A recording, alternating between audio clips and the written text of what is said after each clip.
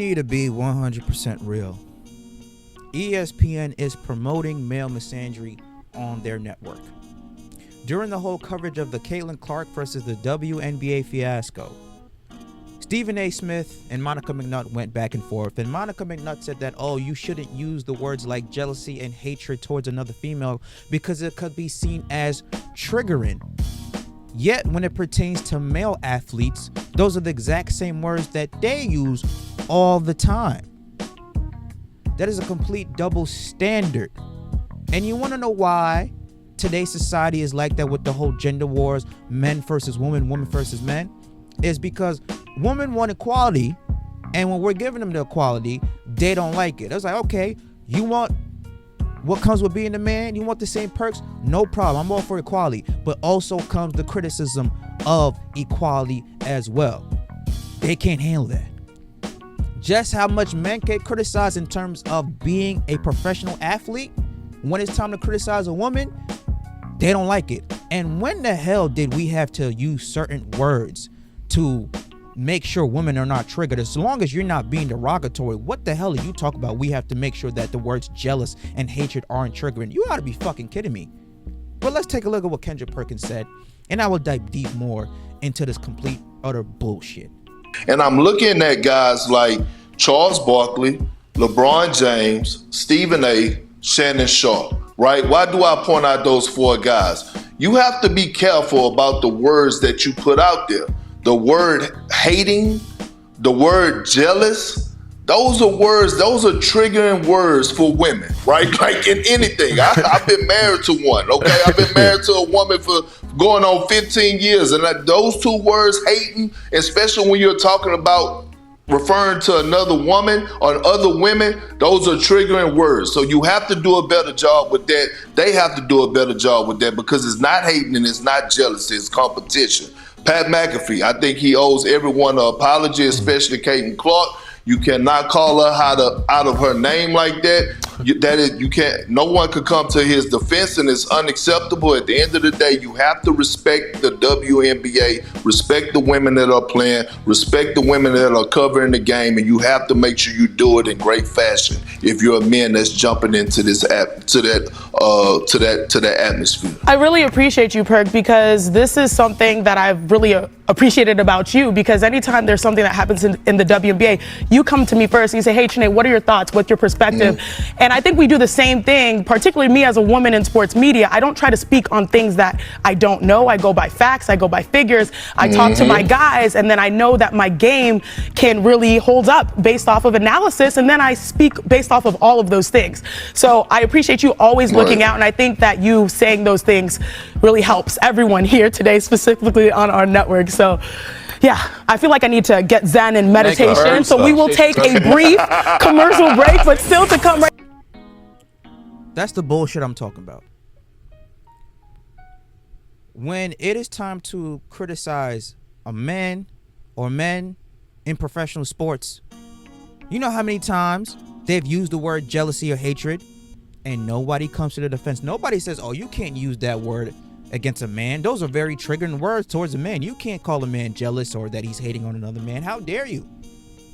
But when we use that word in women's sports and what we feel is being portrayed on the court, it's triggering. So it's okay for a woman to use the word when they're talking about men in professional sports. But when we use the same word, it's a problem. And funny that it's coming from somebody like Kendrick Perkins, because only a couple of years ago when he was on First Take, he called Kyrie Irving out of his mouth and said the exact same trigger words. He said that Kyrie Irving was jealous and that he was hated. Take a look at this. He's going to go down as one of the most skilled ever. And he was giving praise to Kevin Durant. But you could do that without taking shots at another player. And here's the truth of the matter. He is a bona fide hater. He is so jealous and he envied LeBron James that he can't even hide it no more.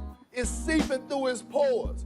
I wouldn't be surprised if Kyrie is sitting at home having watch parties, having a Dame Lillard jersey in the first round saying, "Come on, Dame, score 50, send him home." All of a sudden, LeBron James beat him. And then I wouldn't be surprised if he had a James Harden jersey for the next round. Come on, James, be the best scorer. Send them home. They can't guard you. Rooting for the Houston Rockets. All of a sudden, LeBron sends him home. And then he orders a Jamal Murray jersey. That's what Kyrie is doing right now.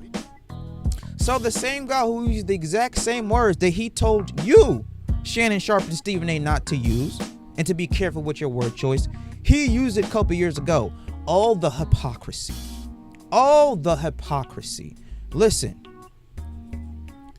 in sports, I'm all for fairness. I'm all for equality. But there comes consequences with equality. You can't just want the good and not want the bad. You want your sport, you want the product in terms of WNBA to be talked about more and to have more viewerships. That's going to leave more people to talk about the game and break down the game and leave them to critique the game more. And if we're talking about something that we see, that we think that we see, we should not be tippy-toeing around and say, oh, we got to be careful of the word choices that we use. But yet women can say whatever they want to say about a man and no backlash will be given. Because when Stephen A said that, Monica McNutt came after him. You got Carrie Champion went after him. You got Jamel Hill, that race-bait piece of shit, went after him. All these women in the sports media tried to go after Stephen A. Says, how dare you try to use that word, and pretty much try to label that man as misogynistic. But let a woman say anything about a man, no backlash will come that woman's way. It's because it's okay. That's the type of propaganda that they're trying to portray at that network, and I'm not here for it. Miss me with that bullshit 10 miles far down south. I don't want to hear about it. I don't want to see it. We got to expose the double standard. And instead of talking about Kaitlyn Clark and her being targeted by the WNBA, why not talk about the game, break down the game? What do we see? Talk about the X's and O's, the defense, the offense, the head coaching scheme, and whatnot. But instead, we're talking about all these other women attacking Kaitlyn Clark or feeling some type of way about her because she's getting the money. She's the one that's on the front screen. She's the one that's putting asses to seats. She's the one that's bringing in all these viewership and record breaking crowds and attendance. But they don't want to applaud her for that. They don't want to applaud her for that. And we see that. We're giving our own opinion about it. But now it's like, oh, men should not be talking about women's sports. Men are the one who watch more sports than women do. So if it wasn't for us, y'all wouldn't have nothing to talk about.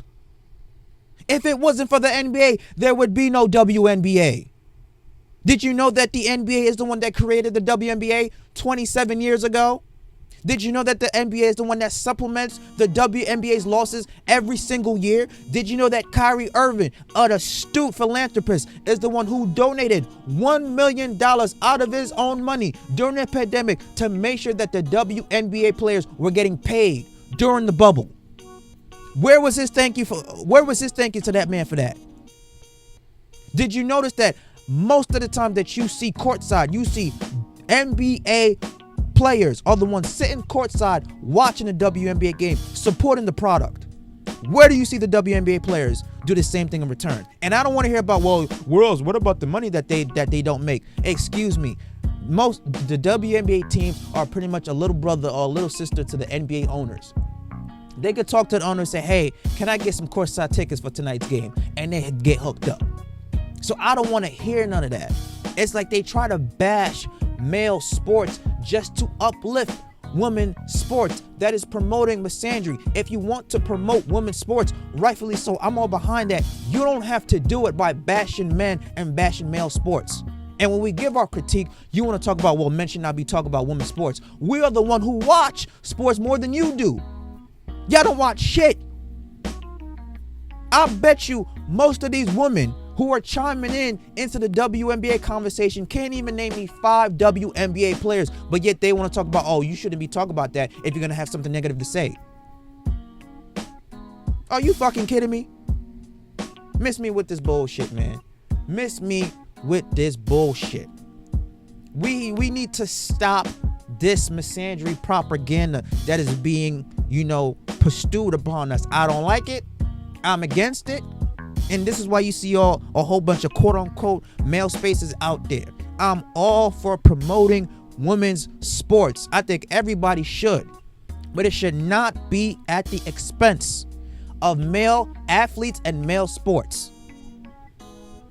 This is the exact same reason why some women can't have nice things.